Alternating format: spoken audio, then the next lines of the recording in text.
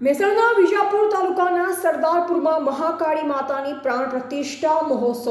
વિજાપુરના સરદારપુર ગામે મહાકાળી માતાનો પ્રાણ પ્રતિષ્ઠા સંપૂર્ણ ગામરૂપી આરંભ થયો. સરદારપુર મુકામે સમસ્ત દરેક જાતિને સાથે લઈને મહાકાળી માતાના પ્રાણ પ્રતિષ્ઠા મહોત્સવમાં ગામના તમામ લોકો હર્ષોલ્લાસ સાથે ભાગ લીધો. ખરેખર સરદારપુર ગામ એક સરસ મજાનું કોમી એકતાનું ઉદાહરણ પૂરું પાડ્યું છે. સમસ્ત ગામે રહેતા દરેક જાતિના, ચાહે હિન્દુ અથવા મુસલમાન, તમામ જાતિના લોકો સાથે લઈ અને આ આયોજન કર્યું છે, જેમાં હિન્દુ તો સહયોગ આપ્યો છે, તેવો જ સહયોગ તેમના ગામના રહેતા મુસ્લિમ સમાજે પણ હિન્દુઓને મંદિર માટે સહયોગ અને સહકાર આપ્યો છે. ખરેખર આ એક એકતાનો પ્રતીક છે અને આ મહોત્સવ 3 દિવસ ચાલનાર છે. આજે અમારા સરદારપુરની આ પવિત્ર ધરા ઉપર એક ન ભૂતો ન ભવિષ્યથી જેવો પ્રસંગ ત્રિદિવસીય યજ્ઞીય કાર્ય થઈ રહ્યું છે. મહાકાળી માતા અને ભૈરવ દાદાની પુનઃ પ્રાણ પ્રતિષ્ઠા મહોત્સવ નિમિત્તે સમગ્ર ગામજનોએ એક થઈને ત્રિદિવસીય મંગલકારી પ્રસંગનું આયોજન કરેલું છે. એ પૈકી આજે આ મંગલકારી પર્વનો પ્રથમ દિવસ છે. અહીં સૌથી મહત્ત્વની બાબત એ છે કે આ અમારો પ્રસંગ છે એ ઐતિહાસિક બની રહેવાનો છે. ન ભૂતો ન ભવિષ્યથી જેવો આ પ્રસંગ છે, કારણ કે 18 આલમને સાથે રાખી અને કોઈપણ પ્રકારના જાતિભેદ કે કોઈપણ પ્રકારના ધર્મભેદ વગર આ ત્રિદિવસીય ઉત્સવ અમે ઉજવી રહ્યા છીએ અને એનો અમને સમગ્ર ગામજનોને ખૂબ આનંદ છે.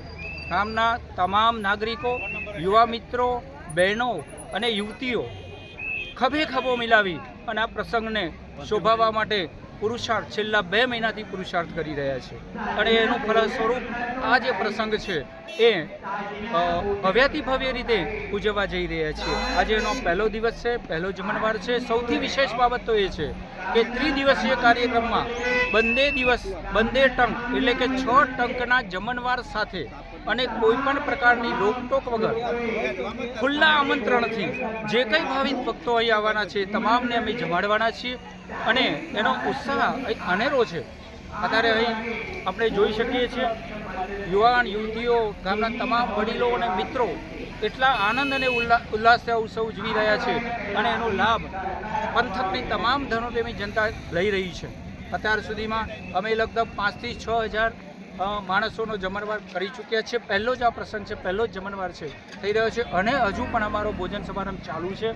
અને આવા તો છેલ્લા દિવસ સુધીમાં લગભગ 25 થી 30 હજાર ભાવિક ભક્તોને જમાડવાનો અમારો સંકલ્પ છે અને આ સંકલ્પ ચોક્કસ માતાજીના આશીર્વાદથી અને સૌ દાતાઓના સાથ અને સહકારથી અમે પૂરો કરવાના છે.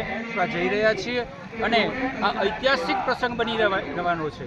નજીકના ભવિષ્યમાં આવો અવસર કર્યો નથી ને નજીકના ભવિષ્યમાં કદાચ થશે કે કેમ એ એક પ્રશ્ન છે, પણ આજનો આ ઉત્સવ ઉજવી અને સમગ્ર ગામજનો ધન્ય થઈ રહ્યા છે.